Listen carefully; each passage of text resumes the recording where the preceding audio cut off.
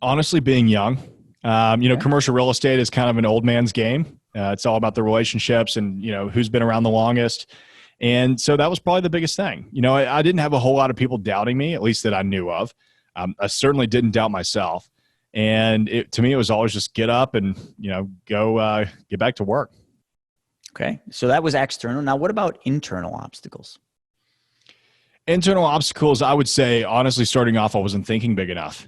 And now I certainly don't have that issue, because as soon as I overcame it, I was like, man, I might think too big sometimes now, which is, I think, a good thing.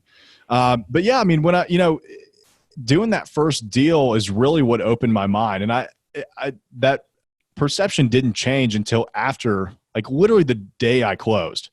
I was like, oh, this doesn't really feel any different. This wasn't that difficult. It wasn't that big of a deal. And then I immediately went out and put 2 more buildings under contract.